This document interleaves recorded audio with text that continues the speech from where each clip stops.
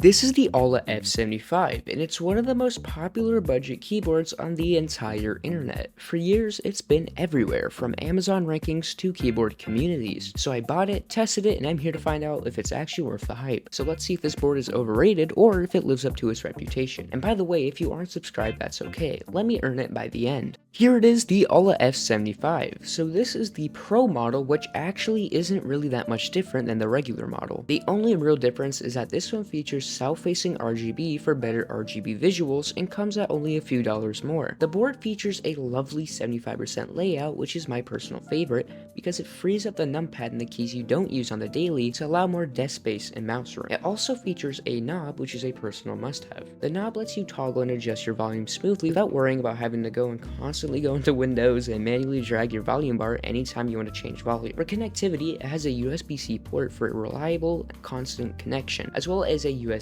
that you simply plug into your PC for a smooth wireless connection, or Bluetooth if you prefer that. For me personally, the USB-C is my favorite since it's reliable and smooth. Especially if you're a gamer, I suggest it because it doesn't carry the risk of dying on you mid-game. I chose the pink and black keycaps for my board since I had a spacebar that would match it, but there is tons of other colors to choose from. The keycaps are also customizable if you have another set you want to apply to it, which is always a welcome feature. And the keys sound and feel amazing, which I will get into later in the video. Now for the ergonomics. Now this is definitely something you really want to pay focus to, especially if you spend long hours at your desk. Personally, with my old board, I felt discomfort pretty quickly. With this on, however, it definitely feels far more comfortable and premium. The board sits up a bit, which lets my wrist and hands rest way more naturally when typing versus trying to force some flat angle. This paired with the keys is just perfection, especially during long work sessions or gaming.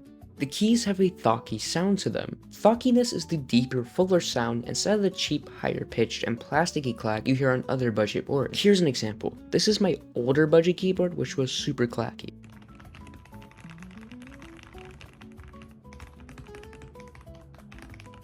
And this is the Aula F75's deeper sound.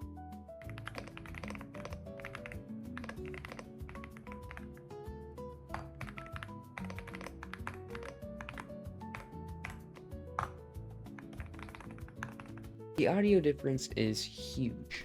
Alright, now for the feel of the board. So editing me here now, and right out of the box, I did notice that it was like super duper heavy, which is awesome. Because with heavier keyboards, they tend to slide around less, and if you're like me, you do a lot of competitive gaming, that's really good because there's nothing more annoying than whenever you're trying to play a game. Your keyboard just like goes sliding around. Trust me, it makes sense. If you play competitive games and you have a cheap keyboard, you know what I'm talking about. Now, whenever I do press down a key though, I do feel a little bit of resistance, which can be an issue, but I'm not gonna lie, I don't really notice it if I don't focus on it. But once I focus on it and I realize it's happening, it's a little bit hard to like unfocus on it. I don't know if anyone else has that issue. Maybe mine is just a little bit defective, but that's my personal experience with it. Feel definitely ties in with the sound too, which is awesome. Soft texture of the caps paired with the fact that whenever you're pressing down there's a little bit of resistance, although that can be annoying at times. Overall, I'd say it's pretty good because whenever you're pressing down, like you can tell it's gonna make that thocky sound. The worst part is actually one of my favorite parts. Let me explain real quick. So the worst part in my opinion is this little knob here because it's a little bit flimsy and you can move around like this.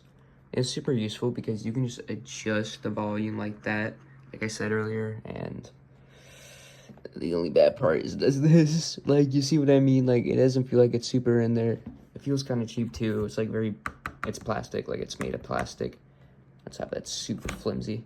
I don't know if that's just my model that I got. I don't know if you guys also have that issue, but that's definitely an issue of mine. Now for y'all's biggest question I guess I've been wondering the entire video, and that is, should I buy it? Well, it depends on what you want it for. If you're a casual worker like me, I recommend it. If you edit or do any online work that doesn't need the numpad keys, they get cut off by the 75% layout, I would highly suggest it. However, if you genuinely need that space on your board, please do not get this specific board. There's tons of other 100% keyboards with that extra space that you can get. However, if you need it purely for gaming, I actually recommend it. I personally saw a huge boost in performance. Now obviously the board itself didn't magically make me better, but the smoother experience, sleek input, and better feeling on my wrists I talked about earlier definitely made me perform way better. Overall, if you're a gamer or someone who can work with this layout and are looking for a premium feeling board that works well at a low cost, I suggest it. If you think the Aula F75 is worth it, let me know in the comments. So, did I earn your subscription? If I did, I'd love to see you in the next video.